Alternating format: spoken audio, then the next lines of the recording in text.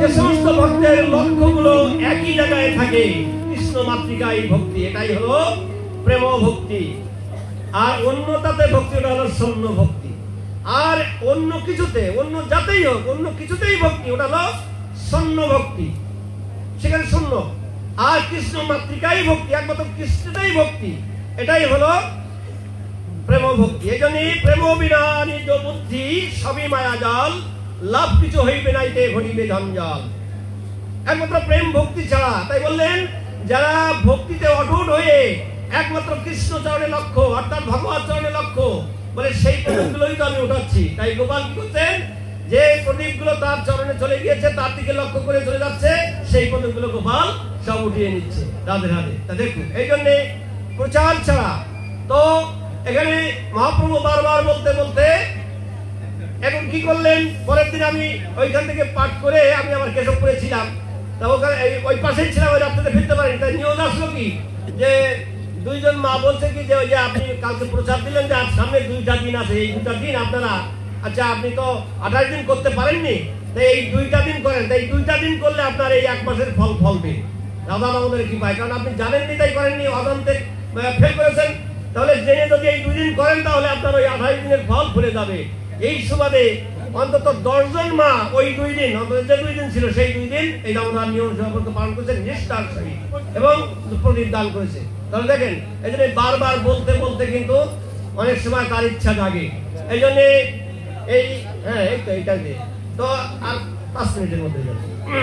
তো এই যে মহাপ্রভু যখন বললেন যে স্বয়ং সম্ভ তুমি একটা শিষ্য তৈরি করো, তখন বারবার বলতে বলতে ওই স্বয়ং সম্ভ বললেন যে ঠিক আছে প্রভু, আপনি যখন বারবার বলছেন, আমার ইচ্ছা ছিল না, তারপর বলছেন যখন, তা আগামীকাল রাত প্রভাতেই যাকেই দেখবো তাকেই আমি শিষ্য বরণ করে নেব।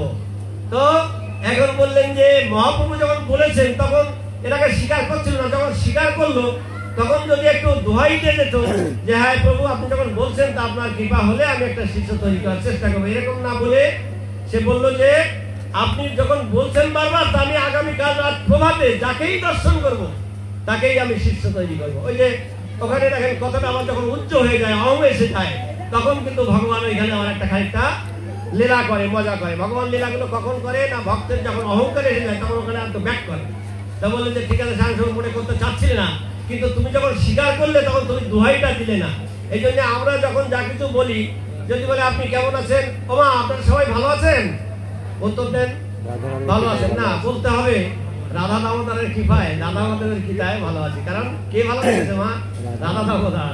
কিন্তু আমি যদি সরাসরি বলে ফেলি হ্যাঁ ভালো আছি, তাহলে এটা আমি নিজেই বলা হলো।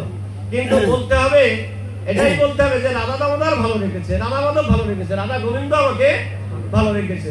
এইটাই বললে, এই দোয়াইটাই দিলে সারা জীবন আপনি ভালো থাকতে পারবেন, রাধা দামোদরই আপনার ভালো রাখবে আর ভগবানই আপনাকে ভালো রাখবে। কিন্তু ওখানে স্বয়ংসম্ভু বলেছে যে যাকেই দেখবো তাকেই শিষ্য তৈরি করবো। এখন মহাপ্রভু বলছে ঠিক আছে। তখন ওই শেষ রাতে যে মহাপ্রভু কি করেছেন, একজন স্বামী স্ত্রী তাদের মধ্যে সন্তান হয় না, এখন ওই গল্পে একটা সন্তান দিয়ে সদ্য প্রসাব করাই ওই সন্তানের আবার কাটিকা করেছে, মানে ভগবানই করছে, তার ইচ্ছা সব, মানে পরীক্ষা করছে স্বয়ংসম্ভুকে। তাই সেই সন্তান সদ্যজাত শিশু কাটিকা হয়েছে। কারণ পিতামাতা চিন্তা করলো, প্রতিদিন সবাই চলে আসলো যে মোটের তোদের সন্তান ছিল না, যদিও একটা সন্তান হলো, এত সুন্দর পুত্র সন্তান, কিন্তু হঠাৎ কাটিকায় সন্তান তার দেহ রাখলো, কি হবে এখন, কি করা যায়? তা বলে এরা কোনো গতি নেই, তো ওই গলার ভেলায় করে আর মেটে হাড়ির মধ্যে করে ওই সন্তান মানে গঙ্গায় ভাসিয়ে দেওয়া যায়। তো তখন সেই সন্তানকে গঙ্গায় ভাসিয়ে দিলেন। গঙ্গায় ভাসিয়ে দিলে এখন ভোরবেলায় স্বয়ংসম্ভু, সাধুদের বৈশিষ্ট্য হলো রাত 3:30 বাজলে আর মাথায় কাজ করবে না, সঙ্গে সঙ্গে উঠে যেতে হবে, বাহ্যকার্য সেরে স্নান করতে হবে। সর্বপ্রথমে কাজ হবে শতকাল রেখে স্নান করা। এই জন্য আমাদের প্রত্যেকটা মা এবং বাবাদের কাজ হলো সকালে স্নানটা সারা, প্রথম মানে শতকাল রেখে আমাদের স্নান করতে হবে।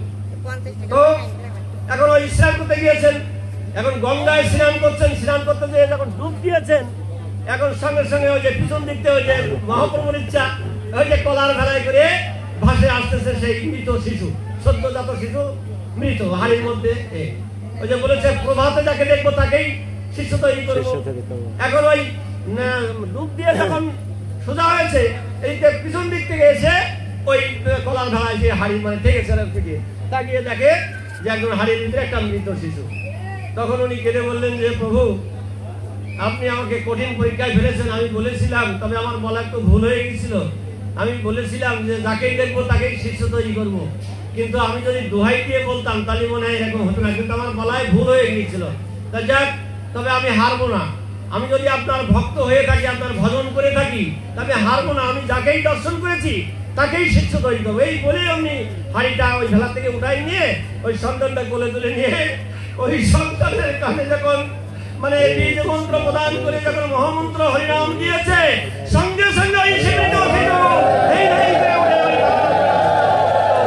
হরে কৃষ্ণ কৃষ্ণ কৃষ্ণ হরে হরে, হরে রাম রাম রাম হরে হরে। ওই শিশু কিন্তু তখন জীবিত হয়ে গেছে, ওই নামের গুণে, নামের মহিমায় জীবিত হয়ে তখন হরিনাম করছে।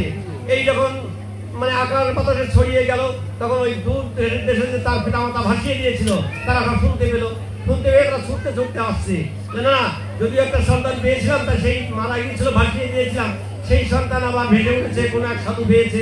তারা সবাই ছুটতে আস্তে আস্তে দেখা গেল সেই সাধুর সেই পুত্র দর্শন করতে লক্ষ লক্ষ লোকের ভিড় জমলো। তারপরে এই পিতামাতা কাঁদতে কাঁদতে বলছে, ওরে সন্তান, তুই যে আমাদেরই সন্তান, আয় আয় আমাদের কোলে আয়।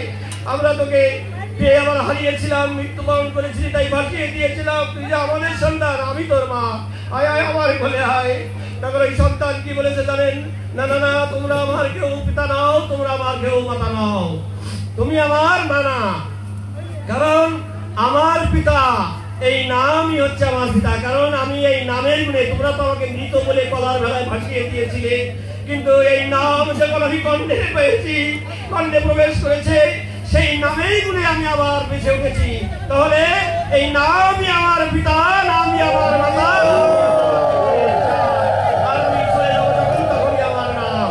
এই জন্যে বলেছেন যে মানে নামই সর্বসার।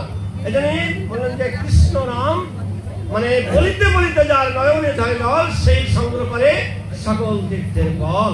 এই জন্য বললেন যে একমাত্র হরের নাম ও হরের নাম ও হরের নাম ওই বাকে বলা, কলৌ নস্তে বা গতির অন্যথা। একমাত্র হরিনাম ছাড়া জীবের আর কোনো গতি নাই। এই জন্য আমরা প্রথমেও হরিনাম, মাদায়ও হরিনাম, শেষের দিনেও হরিনাম, হরিনাম ছাড়া আমাদের গতি নাই। যাই হোক, আমার সময় বিশ্রাম হয়ে গেছে। এরপরে গুরু মহারাজ আসতেছেন, সেই শ্রীবদনে আপনারা সুন্দর অমৃত কথা শ্রবণ করবেন। আমি আমার সংক্ষিপ্ত আলোচনা রেখে এখানেই ছোট করে পেশ করে দিচ্ছি, সমাপ্ত করছি। নিজের গুণে কৃপা করবেন। যদি আমার